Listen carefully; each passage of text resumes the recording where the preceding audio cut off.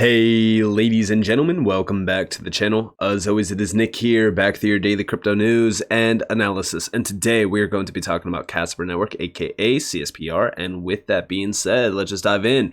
So it has been a little bit of time since I've talked about Casper, and things haven't really changed too much. Obviously, 4 cents has become a big resistance point for Casper in the short term, and we have significantly, came down to test some nice lows. The biggest load that we came down to was about roughly 0.032. And this is a level that I was pretty interested in seeing retested. But also, I do question if we are going to see sub 3 cents or possibly just 3 cents in general. I'm very happy with the overall price action in the last couple months.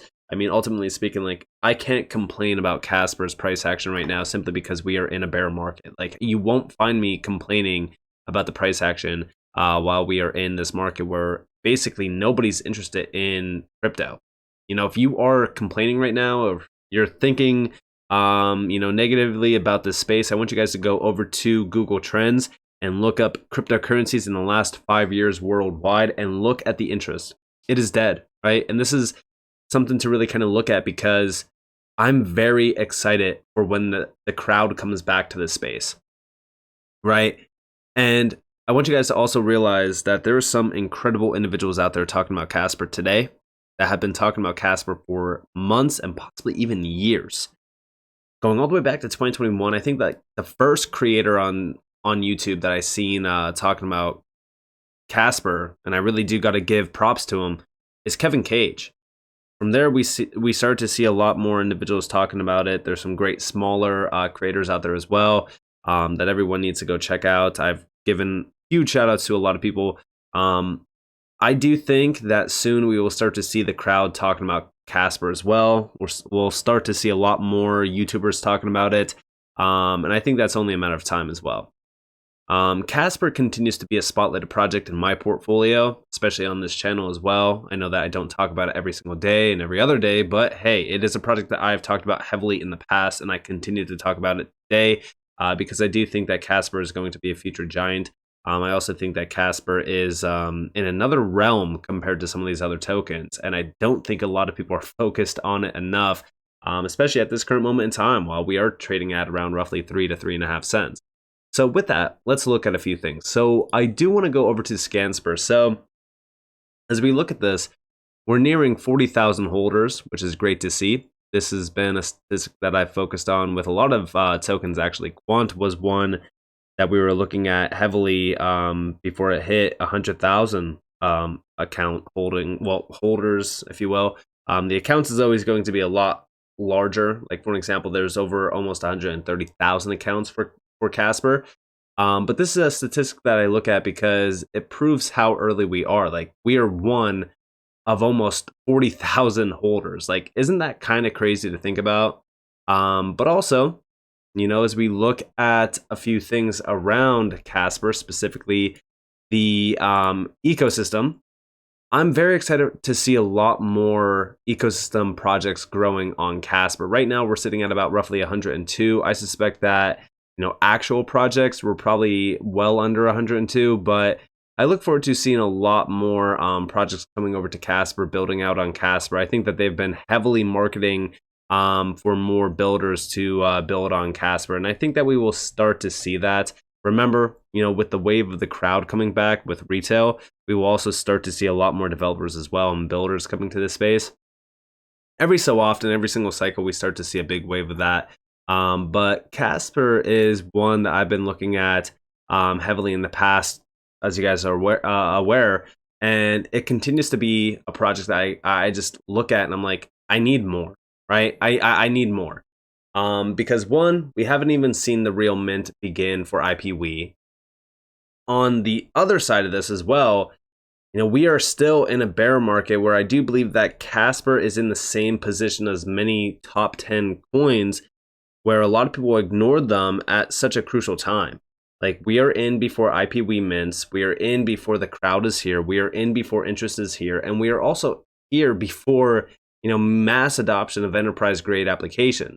One of those big areas of enterprise grade applications is healthcare. And this got posted on the 7th from Casper Labs. And we do see 3 ways healthcare providers use blockchain to optimize their data. And this is definitely interesting. So the number one thing was establishing a secure, transparent, and collaborative platform for research. As we really look at some of these areas of interest, like healthcare, for an example, I do think that this is a great start to major adoption of blockchain. Very similar to like trade finance with Zinfin, as you guys are aware.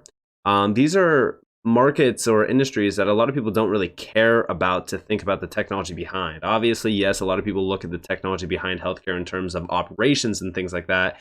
But what about the data side of things? Nobody looks at that. Nobody cares about it. Also, by the way, healthcare is one of those industries that is really kind of ripe for disruption around speeding things up and having better access to data. We do see the lack of data transparency can also hinder cross-validation. Researchers need to understand the relevant methodologies and procedures employed by their peers to replicate or build upon their work. The traditional approach to data storage and sharing often obstructs this transparency, leading to delays and misunderstandings. Again, there's a lot of problems here. When we do see using blockchain, healthcare providers can record each step of the research process, from data collection to analysis to experiment results. It enables participants to hash and store data sets using their own unique digital fingerprint.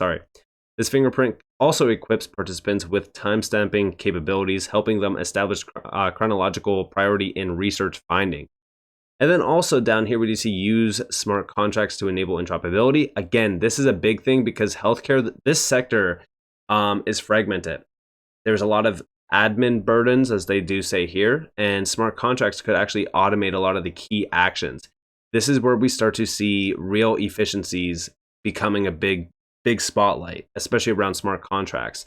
But remember, this is the very interesting thing, especially when we talk about Casper, is that smart contracts around healthcare will need to be upgradable. This is where Casper becomes a big key factor, right? Because they have the upgradability aspect around their smart contracts. Now, we do see here the integration of smart contracts with blockchain also resolves information silos by enabling seamless data interoperability. Imagine a world where a digital copy of your medical history travels with you as a smart contract accessible to any healthcare provider you visit. And also, it empowers you as a patient or a user, if you will, to have access to your data and control who can see it. That's a big deal as well. And even in emergency situations where quick access to medical history is vital, smart contracts enable rapid retrieval of your data, potentially saving precious time and aiding in accurate diagnosis and treatment. Again, like this is where like big use cases become a big deal. Authenticate drugs and ensure supply chain integrity as well. This is where we start to see transparent, tamper-proof, and traceable ledgers that track the journey of medications from manufacturers to consumers. This is a big use case that Hedera has been focused on for a while as well. We kind of spotlighted that back in 2021. But as we look at a lot of these networks and a lot of these use cases, like this is why I say mass adoption will be achieved. Even when we look at some of the other industries, like there's 65 big industries that blockchain could transform. And this got posted back in March of 2022. The reason why I bring this up is because I don't think that we are even close to where we are headed around adoption of this technology. I mean, when you look at some of these markets like financial services, you have crowdfunding, crypto exchanges, wills and inheritances, accounting, loans and credit. Like these are all technically under finance. But then you have travel and mobility as well. And this is where you start to see car leasing and sales, ride hailing, public transportation, trucking, air travel. And this is all under one. Like this is the domino effect. You have infrastructure and energy as well. I mean, there's so much, right? Healthcare as well. Like I said, we just talked a little bit about healthcare. There's so much out there that is left unexplored around blockchain. And this technology has unlimited potential. That's why I say, we really are at the beginning of just what we are going to achieve around blockchain adoption and crypto adoption. And I think that not enough people right now are focused on the bigger picture. This is why I'm very excited about Casper right now. when we are not even at $500 million in market cap. Like, imagine the future where Casper is a key player around healthcare, for an example, an industry that is huge and it is utilized by everyone out there. It could be the key to mass adoption, healthcare, right? And I said it always starts in some smaller industries and industries that nobody really kind of focuses on. In terms of finance, though, right? Because that's the first one, financial services. This is a market that a lot of people think is going to be the first one really adopt it around blockchain. They even say that blockchain has the opportunity to disrupt the $5+ trillion banking industry. And then you also have like cross-border payments, which is like 156 trillion. There's a lot here, right? There's a lot to unpack around financial services, but we know that Casper is already well involved in the financial space. Smart financial contracts such as the Actus standard could bring about a true revolution in the future of finance. Algorithmic Contract Types Unified Standards is a computational algorithmic standard for describing financial contracts and their cash flows over time. So, is Casper helping in any way? We're bringing it cash flows on chain, which means we start with finance, and then we combine this understanding of the financial contract with the unique capabilities of blockchain, and then we create a smart financial contract which represents the obligations of the party on chain. So this is a big one. I'm very excited for Actus, actually. You guys probably know me. I've been talking about Actus for a little bit of time. And what's funny about this is that we actually have Casper Network with Nucleus Finance, which are the two major ones behind Actus, that are going to be speaking at the Digital Assets Week event on the 19th through the 20th. This is a big one. And like I said, if you guys are not focused on Actus, you should be, because smart contracts within the financial world could ultimately bring about major changes. And it's definitely unique to look at Casper as well, because again, their smart contracts are upgradable, which means you could really innovate with these smart contracts as time goes on. And it's really kind of future proof. Now, also, I do think that this is a huge event. If you guys actually look at the Digital Assets Week event, first off, it's going to be happening from the time that I'm recording this in 2 days, roughly. And we do see that following on from Digital Assets Week in California in May, Juliet Media are delighted to announce as part of our 2023 schedule that we are hosting a conference and networking events in Singapore.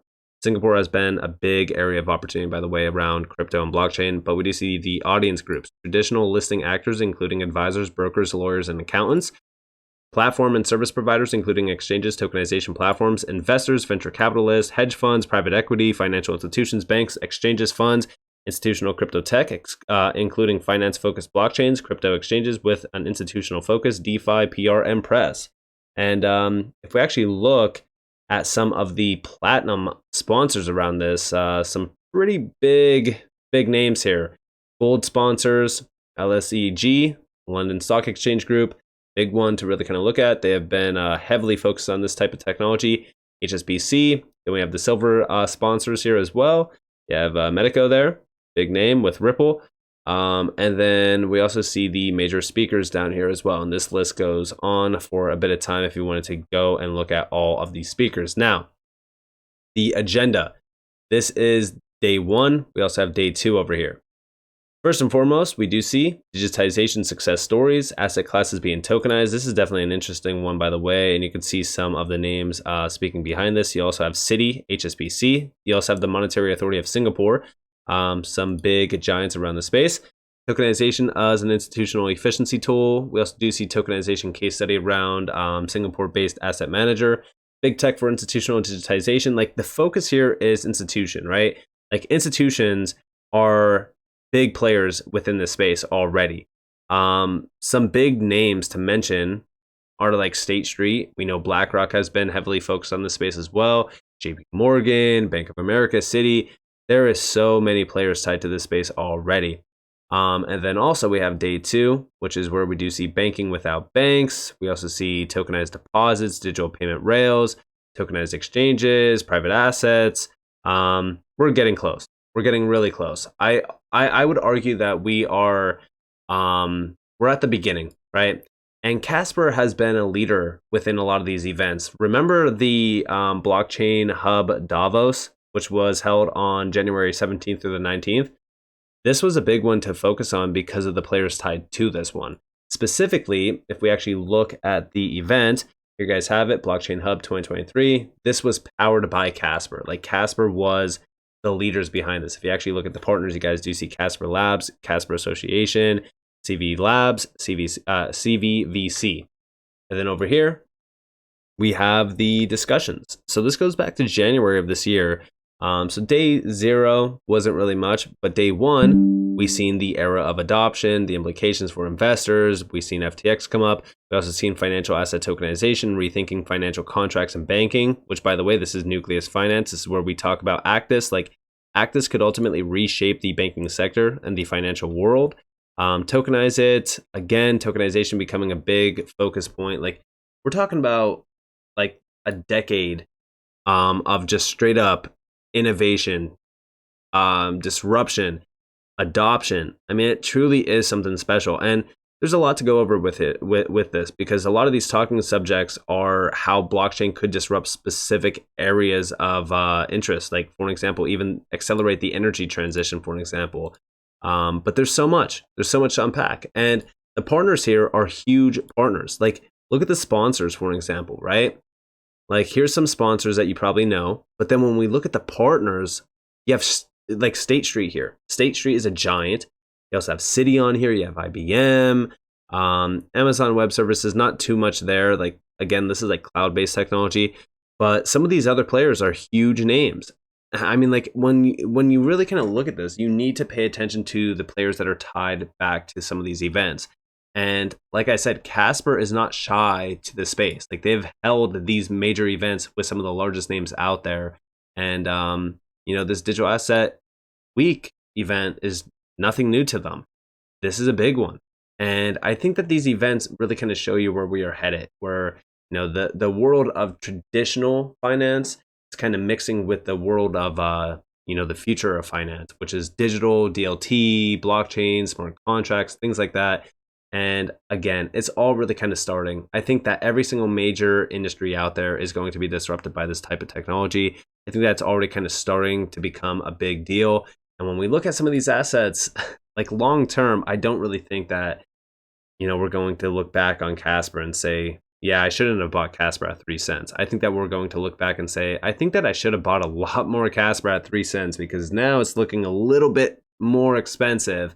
And I think that anyone that's been around the space for a while really kind of gets that idea, because, you really got to take these opportunities when they are presenting themselves. And even when we go all the way back to 2022 to 2023 now, what I'm really kind of looking at with Casper is just higher lows. And I'm waiting for higher highs to come into place as well, because I think that on the next major run up with Casper, we will start to see, 10 cents being broken, and eventually the high from November of 2021 broken as well. And that's going to be very exciting. So with that being said, I hope that you guys enjoyed this video. If you guys did, definitely leave a like, subscribe to notifications on because more free content.